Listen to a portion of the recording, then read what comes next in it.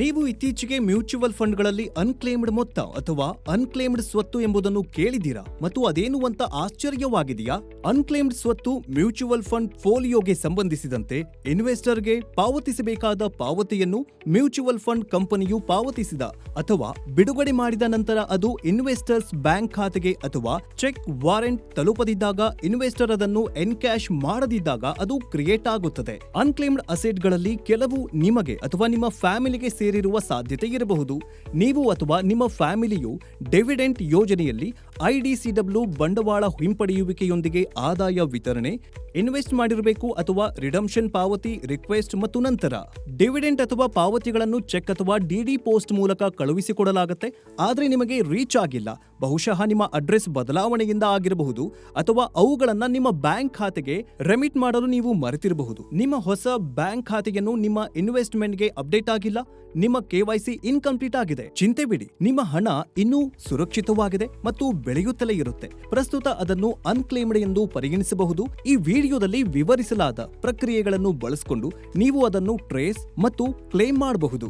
ಬನ್ನಿ, ನಿಮ್ಮ ಕ್ಲೇಮ್ ಮಾಡಿದ ಇನ್ವೆಸ್ಟ್ಮೆಂಟ್ಸ್ ಅನ್ನು ನೀವು ಹೇಗೆ ಟ್ರೇಸ್ ಮಾಡಬಹುದು ಅನ್ನೋದನ್ನ ನೋಡೋಣ. ರಿಜಿಸ್ಟರ್ ಮತ್ತು ಟ್ರಾನ್ಸ್ಫರ್ ಏಜೆಂಟ್ RTA ಅಥವಾ ಡಿಪಾಸಿಟರಿ ಪಾರ್ಟಿಸಿಪೆಂಟ್ಸ್ DP ಕಳುಹಿಸಿದ ನಿಮ್ಮ mutual fund consolidated account statement ಅನ್ನು ನೋಡಿರಿ. ನಿಮ್ಮ ಮ್ಯೂಚುವಲ್ ಫಂಡ್ RTA ವೆಬ್ಸೈಟ್ಗೆ ಲಾಗಿನ್ ಮಾಡಿ. ಯಾವುದೇ ಅನ್ಕ್ಲೇಮ್ ಮೊತ್ತವನ್ನು ಟ್ರ್ಯಾಕ್ ಮಾಡಲು RTAನ MF ಸೆಂಟ್ರಲ್ ವೆಬ್ಸೈಟ್ಗೆ ಭೇಟಿ ನೀಡಿ. ನಿಮ್ಮ ಇನ್ಆಕ್ಟಿವ್ ಫೋಲಿಯೋಗಳು ಅನ್ಕ್ಲೇಮ್ಡ್ ಇನ್ವೆಸ್ಟ್ಮೆಂಟ್ಗಳನ್ನು ಪತ್ತೆ ಮಾಡುವುದಕ್ಕೆ MF ಸೆಂಟ್ರಲ್ ವೆಬ್ಸೈಟ್ಗೆ ಲಭ್ಯವಿರುವ ಮಿತ್ರ ಪೋರ್ಟಲ್ಗೆ ಲಾಗಿನ್ ಮಾಡಬಹುದು.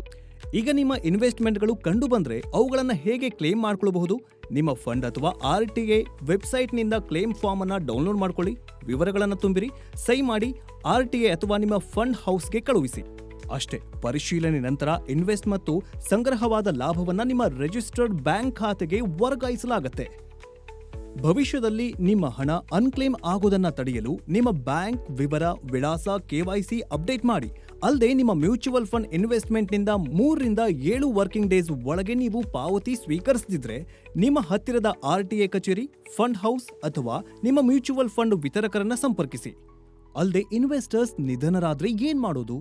ಮೊದಲಿಗೆ ಸರ್ವೈವಿಂಗ್ ಹೋಲ್ಡರ್, ನಾಮಿನಿ ಅಥವಾ ಕಾನೂನುಬದ್ಧ ಹಕ್ಕುದಾರ ಮ್ಯೂಚುವಲ್ ಫಂಡ್ RTA ವೆಬ್ಸೈಟ್ನಲ್ಲಿ ಲಭ್ಯವಿರುವ ಅಗತ್ಯವಿರುವ ಕ್ಲೇಮ್ ಫಾರ್ಮ್ ಅನ್ನ ಡೌನ್ಲೋಡ್ ಮಾಡಿಕೊಳ್ಳಬೇಕು ಮತ್ತು ಕೆಳಗೆ ನೀಡಲಾದ ವಿಧಾನವನ್ನ ಅನುಸರಿಸುವ ಮೂಲಕ RTA ಅಥವಾ ಫಂಡ್ ಹೌಸ್ಗೆ ಮರಣವನ್ನ ವರದಿ ಮಾಡಬೇಕು. ಹಕ್ಕುದಾರರು ಮಾನ್ಯವಾದ ಮರಣ ಪ್ರಮಾಣ ಪತ್ರ ಮತ್ತು ಅಗತ್ಯವಿರುವ ಫಾರ್ಮ್ಗಳನ್ನು ಫಂಡ್ ಹೌಸ್ ಅವರ RTA ಕಚೇರಿಗೆ ಸಲ್ಲಿಸಬೇಕು. ದಾಖಲೆಗಳನ್ನ ಪರಿಶೀಲಿಸಿದ ನಂತರ ವರ್ಗಾವಣೆಯನ್ನ ಹಕ್ಕುದಾರರ ಪರವಾಗಿ ಪ್ರಕ್ರಿಯೆಗೊಳಿಸಲಾಗುತ್ತೆ.